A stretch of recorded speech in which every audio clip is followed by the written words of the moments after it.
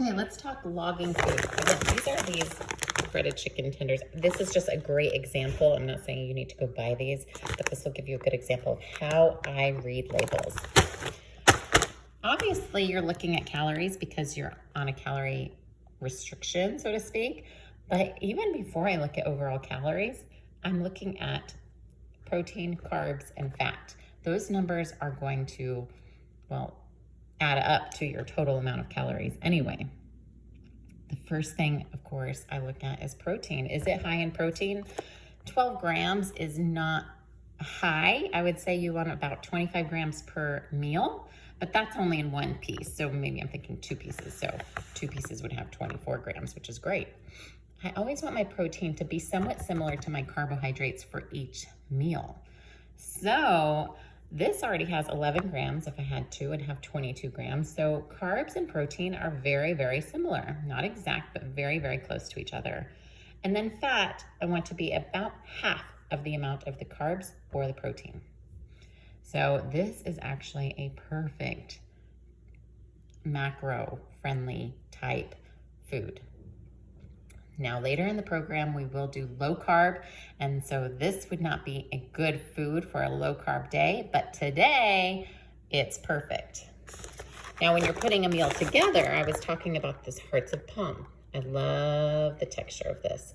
And this is so super low calorie. I usually eat the whole box, which is 60 calories. That's it. 3 grams of protein, 13 carbs. That's not a lot of carbs.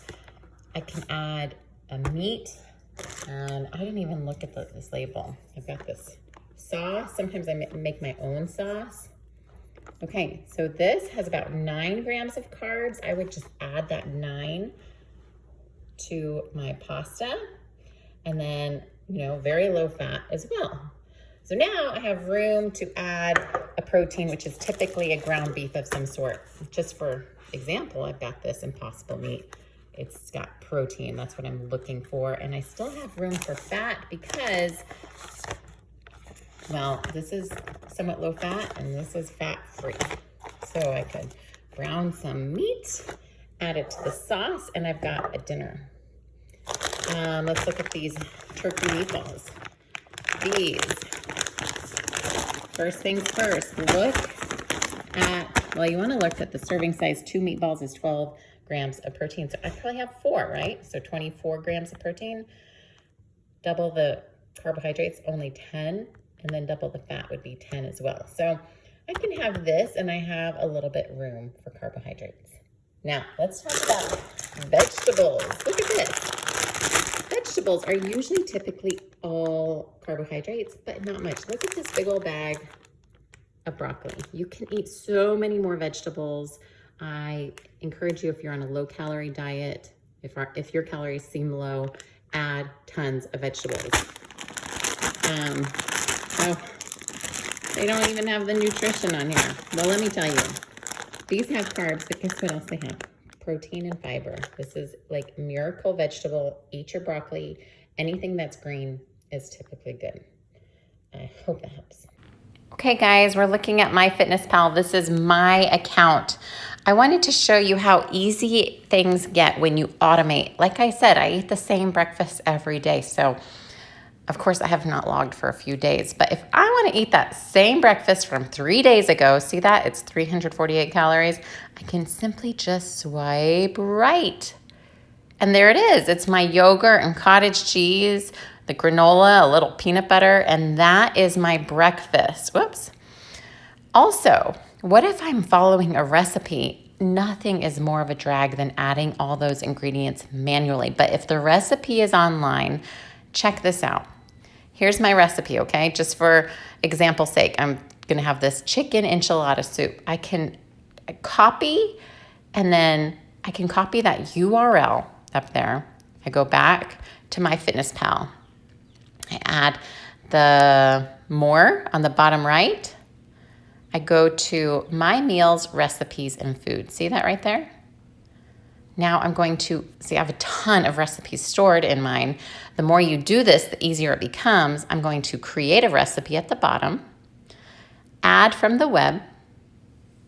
I'm going to paste that website right there on top. there it is. Let's see if I need to say I'm cool with cookies. Okay, here we go. At the bottom, import recipe. There's all the ingredients. You're gonna have to go through here and make sure all of these match up. Sometimes websites get a little funky and things look different, but these all look good, so I'm gonna go ahead and page forward. Here are all the ingredients. Again, go through to make sure nothing looks totally off. I don't really have the time to do that now, so I'm gonna page forward. And let's say this serves 6, right? I'm not sure how many this serves, but let's say it serves 6. There we go. The nutrition is right there in one serving. 500 calories, 12 grams of fat, 55 carbs, 39 protein, and now I can log it for my meal. So I can save it and log it or just save it for later. This is showing me that, you know, when I say compare the carbs with the protein, my protein's a little bit lower than the carbs. I either need to make room for those carbs by cutting back earlier in my day, or I could add more protein to that dish. So I'll just save it. And there it is. Okay, I'm trying to think oh yeah, meals. Okay. So let me show you my breakfast of choice is several ingredients. See this breakfast? I manually added each one of these things.